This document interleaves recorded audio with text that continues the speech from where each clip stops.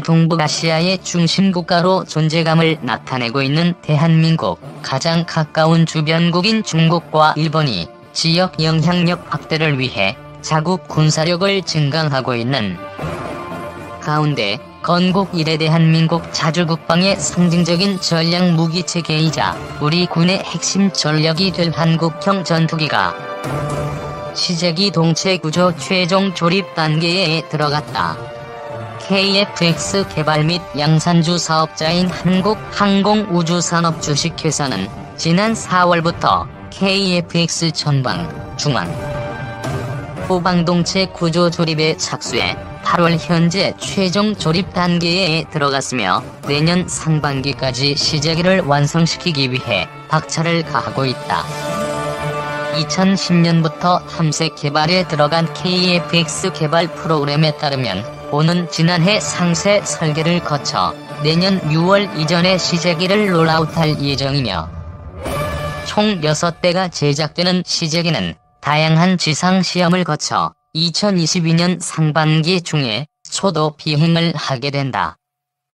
KF-X 개발의 중요성은 동으로는 독도, 남으로는 이어도, 서로는 경렬비열도까지 영토와 영해를 가진 우리의 주적 개념이 과거 북한에서 이제는 대한민국의 자유와 이념, 그리고 주권에 대해서 위협을 가할 의도와 능력을 갖춘 개인 또는 단체로 변경되면서 우리 국민의 생명 및 재산을 위협하는 모든 세력의 도발에 대응하기 위해 주변국 공중전력 이상의 성능을 가진 전투기가 필요하기 때문이다.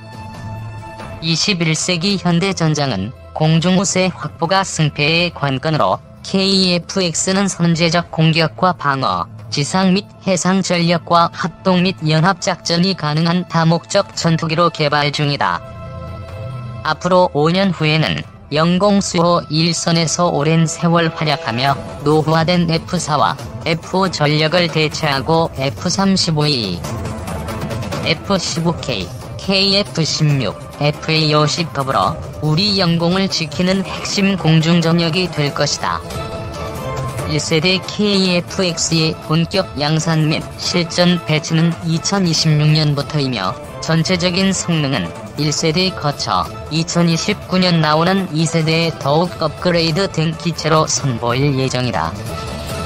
KF-X 기체 크기는 길이 16.9m, 폭 11.2m, 높이 4.7m이며 탑재된 파워트레인은 미 해군 FA-18E F 슈퍼호넷과 EA-18G 그라울러에도 탑재된 F414G 200K 엔진으로 F터버너 가동시 최대 추력 21,500파운드를 가진 2기의 제트 엔진이 제공하는 최대 속도는 2200km이며 최대 이륙重量과 최대 탑재량은 각각 25,600kg, 7,700kg이다.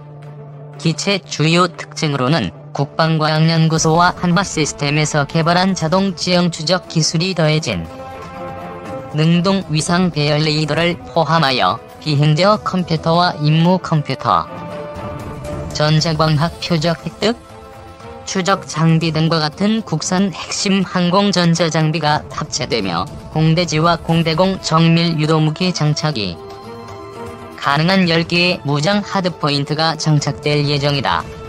아울러 F-22, F-16과 같은 높은 공중기동 성능, 유사시의 조종사 생존성 향상, 단좌복자 기체가 동시 개발 중이며 무엇보다 우리 기술이 들어간 국산 항공전자 시스템을 포함하여 장비와 무장, 군수지원 체계 등은 현재 도입 중인 F-35E와 같은 기체 대비 유지 보수와 자체 성능 개량 및 정비 등이 국내에서 가능하다는 큰 장점을 가졌다. 무엇보다 전투기로서 중요한 것은 공대공, 공대지용 무장으로 스마트 폭탄 체계 통합이 탑재되는 KF-X의 무장 라인업으로는 미티어 중거리 공대공 미사일, 아이리스-T 단거리 공대공 미사일, 레이저 유도 폭탄 GBU-12, GPS 유도 폭탄, 제이담과 레이저 제이담, 소구경 폭탄, 자유낙하 방식의 바람 수정 확산 폭탄 CBU-105 등이 장착된다. 세계적으로 인정받는 K9 자주포, K2 전차, 현무순항 미사일, 다연장 로켓 천무, 궤도형 장갑차 레드백 등과 같은 지상 무기체계와 월등한 선박 건조 기술을 바탕으로 한 한국형 구축함과 잠수함 등과 같은 해상 무기체계에 비해 국산화가 부족한 공중 무기체계에 대해 여전히 개발 비용 대비 수입 완제품 도입을 주장하는 일부 군사 전문가와 언론이 있지만, 위에서 살펴본 KF-X 개발이 국가적인 차원에서 중요한 이유는 아래와 같다. 공중 전략 자산이 승패를 결정짓는 21세기 전장에서 공군, 해군, 해병대, 육군 수송 및 공격용뿐만 아니라 소방, 경찰, 산림, 해경, 의무 수송 등에 필요한 다목적 기동 헬기와 소형 무장 헬기 그리고 훈련 및 공격용 KT-1, T-50, FA-50과 같은 국산 고정익 및 회전익 항공기 개발은 유지, 보수 비용과 자체 성능 개량 등을 감안하면 중장기적으로 이익인 국산화가 이루어져야 하며, 그 연장선에서 미국, 러시아, 중국의 5세대 전투기가 실전 배치된 오늘날의 KF-X 존재가 중요한 이유는 가까운 미래의 독자 기술로 6세대 전투기를 만들기 위한 과정이기 때문이다. 2. 한국형 전투기 공동개발 사업. 한국형 전투기 공동개발 사업. 20년 된 수번 사업 반세기 쓴 F4 팬텀 등 노후 전투기 대체 불가피. 내년 시제기 공개돼 2022년 첫 비행 실시할 예정 미디엄급 전투기 대체 무인기 이끌 플랫폼 필수. 한국형 전투기 공동개발국인 인도네시아가 예산 부족을 이유로 사업 분담금 지급을 미루고 있다. 그 여파로 한국형 차세대 전투기 사업의 전망이 어두워졌다는 지적이 나오지만 우리 정부로서는 이제 와서 사업을 포기할 수는 없는 노릇이다. 사업 중요도를 감안했을 때 더 이상의 궤도 수정은 어렵다는 게 중론이다. 인도네시아의 목리로 위기에 처한 한국형 전투기 개발 사업은 20년 가까이 된 수건 사업이다. 2001년 3월 당시 공군 사관학교 졸업식에서 김대중 대통령이 국산 전투기 개발 계획을 언급한 게 사업의 시작이다. 보람의 사업으로도 불리는 이 사업의 목표는 우리 공군의 노후 기종인 F4, F5를 대체할 새 전투기를 직접 개발하는 것이다. 하이 미디엄 로우 전투기 운용 개념에 근거해 미디엄급 전투기를 개발하는 게 군 당국의 목표다. 장거리 중무장 하이급 전투기는 최고 성능 전투기로 구매하기로 방침이 정해졌고, 그 결과 미국으로부터 F-35E 스텔스 전투기가 도입됐다. 한국형 전투기는 미디엄급을 채우게 된다. 군은 2015년 한국 항공우주산업을 한국형 전투기 개발업체로 선정했다. 초기 개발비는 약 8조 8천억 원, 양산비는 9조 6천억 원으로 책정됐다. 운영 유지 비용까지 포함하면 전체 사업 규모는 30조 원에 육박하는 것으로 알려졌다. 내년에 시험용 전투기 1호기가 제작되며 2022년 첫 비행이 실시될 예정이다. 새 전투기는 길이 16.9m, 높이 4.7m, 폭 11.2m로 F-35E 스텔스 전투기보다 다소 크다. 쌍발 엔진을 탑재하며 최대 추력은 44,000파운드, 최대 속력은 시속 2200km이다. 비행 속력은 마하 1.6인 F-35E보다 다소 빠르다.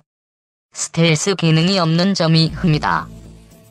우리 정부가 60%, 인도네시아가 20%, 한국 항공우주산업이 20%의 개발비를 분담할 예정인데 인도네시아가 비협조적으로 나오는 게 골칫거리다. 인도네시아 정부는 한국형 전투기 개발비 8조 5천억 원 중 20%에 해당하는 1조 7천억 원을 부담하기로 했지만 2,272억 원만 내고 나머지를 내지 않고 있다. 인도네시아는 더 많은 핵심 기술을 이전해달라며 재협상을 요구하는 것으로 알려졌다. 이 과정에서 인도네시아는 러시아, 프랑스 등과 전투기 도입 협상을 벌이는 등 우리 정부를 애타게 하고 있다. 프라보워 수비안토 인도네시아 국방부 장관은 최근 러시아와 프랑스를 방문해 수호이 수-35 전투기, 라팔 전투기 등을 구매할 의향을 내비쳤다. 러시아, 프랑스와의 거래를 지렛대 삼아 한국형 전투기 기술 이전과 분담금 할인을 이끌어내려는 인도네시아의 노림수가 엿보이는 대목이다. 최악의 경우 인도네시아가 사업에서 이탈하면 인도네시아 현지에서 제작하기로 예정된 새 전투기 50대가 생산 계획에서 빠진다.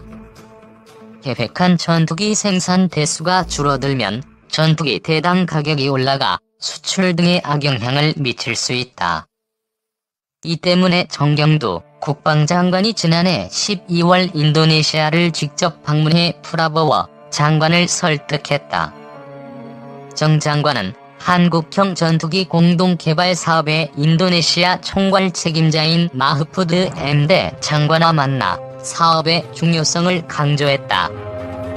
이처럼 인도네시아의 비협조로 논란이 커지자 한국형 전투기 사업에 대한 비관론이 다시금 고개를 들고 있다. 인도네시아처럼 전투기 개발 경험이 없는 국가와 합작하는 것이 애초부터 의미가 없었다는 비판이 제기된다. 보잉, 록히드 마틴, 이즈 등 선진 항공업자와의 합작이 필요했는데 인도네시아를 사업 파트너로 끌어들인 것 자체가 실책이란 것이다. 대당 가격도 걱정거리다. 인도네시아의 이탈을 감안하지 않더라도 치솟는 개발비 탓에 대당 가격이 F-35A보다 비싸질 것이란 우려가 있다. 스텔스 기능을 갖춘 5세대 전투기인 F-35A보다 성능이 떨어지는 4에서 4.5세대 전투기인 한국형 전투기가 더 비쌀 경우 해외 수출길이 막힐 수 있다. 한국형 전투기 가격이 오를 것이란 전망이 나오자 차라리 그 돈으로 F-35A를 100대 정도를 구입하는 게 낫다는 주장이 제기될 정도다. 아울러 한국형 전투기의 수출 전망이 어둡다는 분석은 그간 거듭 나왔었다. 2020에서 2030년 전 세계 미디엄급 전투기의 소요는 1770여 대 수준이며 이 중 정치적 문제로 판매가 불가능한 나라의 소요 635대와 전투기 독자 개발을 추진하고 있는 나라의 소요 400대를 제외하면 소요 발생은 565대에 불과하다는 것이었다. 이런 협소한 시장을 두고 라팔, 타이푼, F-35, F-16, F-18, 그리펜 등과 경쟁해야 하기 때문에 한국형 전투기의 수출이 어렵다는 지적이 제기돼 왔다.